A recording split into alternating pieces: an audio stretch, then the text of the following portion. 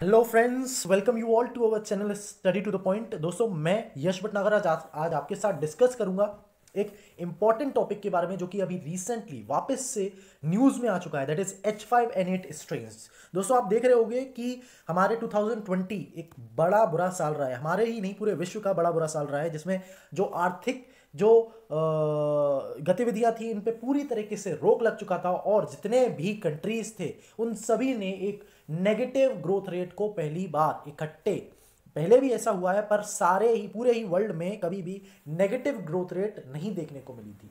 दोस्तों, ये एक महामारी थी जो कि कोरोना वायरस के समय को हमने कोविड-19 के नाम से जाना। दोस्तों, इसी से जब सभी लोग पीड़ित थे तो अब कुछ नए वायरसेस के बारे में भी न्यूज़ में बड़े अच्छी तरीके से डिस्कशन चल रहा है। तो दोस्तों, ये नया वायरस है एक H5N8 स्ट्रेन जो कि देखा गया है रिसेंटली रशिया में।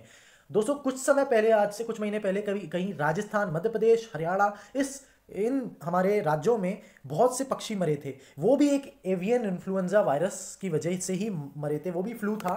दोस्तों, इसके बारे में हम डिटेल में बात करते हैं कि ये क्या है और ये एकदम से चर्चा में क्यों आया है। Recently, दोस्तों, Russia has registered the first case of strain of bird flu virus named AH5N8 being passed to human from birds, has reported to the matter to the World Health Organization। ये एक नया case देखने को मिला है दोस्तों, जिसमें bird to human transmission हुआ है H5N8 वायरस का, जो कि बड़ा चिंताजनक है दोस्तों, क्योंकि कोविड-19 भी कुछ इसी तरीके से माना जाता है, पेंगुलिन के थ्रू ट्रांसफर हुआ था चाइना में, जो वुहान वायरस जिसके नाम से हम जानने लगे हैं इसे। रशिया ने इस जो इंसिडेंट है इसको, इसके बारे में WHO को तुरंत रिपोर्ट किया है। आइए इसके बारे में डिटेल में जानते हैं कि ये कौन सा वायरस है और ये कौन सी श्रेणी के वायरस में आता है एवियन के।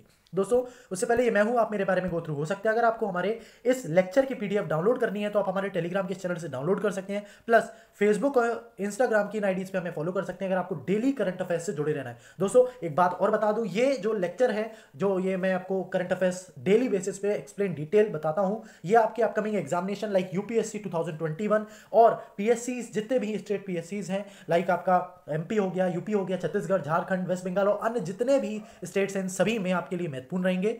दोस्तों, आप डेली इसे देखिए और अपने दोस्तों तक शेयर कीजिए जो भी इन एग्जामिनेशंस के लिए प्रिपरेशन कर रहे हैं। दोस्तों, ये H5N8 स्ट्रेन है कौन सा?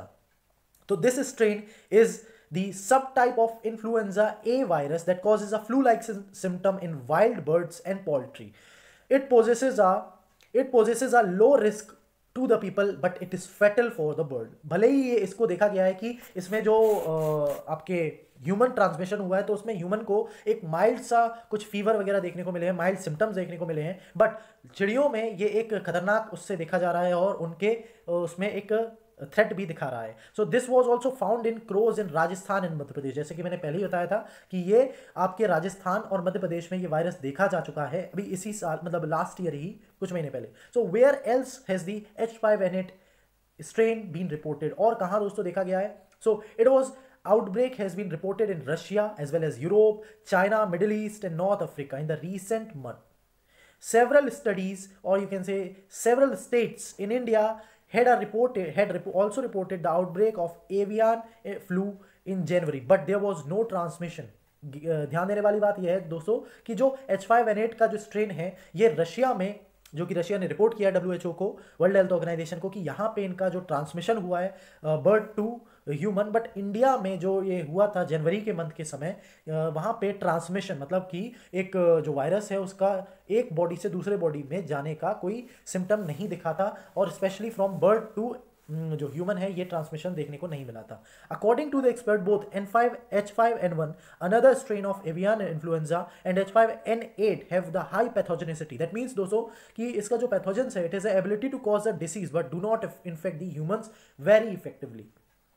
कुछ अदर स्ट्रेन्स की बात करें दोस्तों जो कि जाने जाते हैं जो ह्यूमन स्प्रेड की वजह से, जैसे कि H7N9 हो गया, H9N2 हो गया। दोस्तों, इनके नाम थोड़े कॉम्प्लिकेटेड तो नहीं है, क्योंकि एक क्या है ये, एक हीमोग्लूटिनिन, H इज रिफर्ड एज दोस्तों हीमोग्लूटिनिन, और जो N होता है ये होता है न्यूरोमेंडिसेज टाइप्स। तो ये दोनों से बनता है, और जो H होता है ये 16 माने जाते हैं, 1 to 16 होते हैं, और न्यूरोमेंडाइज होते हैं 1 to 9। इन कैटेगरीज में हम अलग अलग वायरस के स्ट्रेन्स को डिफाइन करते हैं। आइए दोस्तों बर्ड फ्लू के बारे में डिटेल में जानते हैं। तो एज आई टोल्ड यू कि ये बर्ड फ्लू जितने भी होते हैं ये एक फ्लू वायरस होते हैं, that means avian influenza viruses होते हैं। इनकी 3 कैटेगरीज या 3 टाइप्स होते हैं, टाइप ए, टाइप बी और टाइप सी। जो टाइप ए इन्फ्लुएंजा वायरस होता है ये मोस्ट फ्रीक्वेंटली एसोसिएटेड है एपिडेमिक और पेंडेमिक में, ठीक है, इसकी हम ऑलरेडी बात कर चुके हैं दोस्तों। Next is there are various modes of transmission in human influenza including the inhalation, direct और indirect contact etcetera, and can have manifestation ranging from mild to severe fatal diseases. तो माइल्ड से severe symptom भी देखने को मिल जाते हैं किसी किसी स्ट्रेन में। Avian influenza, this is also known as H5N1, results high death rate in infants. तो H5N1 जो वायरस था दोस्तों ये देखा गया था शुरू में, जब जैसे ही फैला था इंडिया में इसका भले ही असर बहुत कम हुआ था, पर H5N1 वायरस से जो इन्फेंट्स थे और जो यंग चिल्ड्रन थे इनके डेथ रेट में बहुत ज़्यादा इजाफा देखने को मिला था। और दोस्तों ये पहली बार इसका आउटब्रेक हुआ था 1997 में हांगकांग में।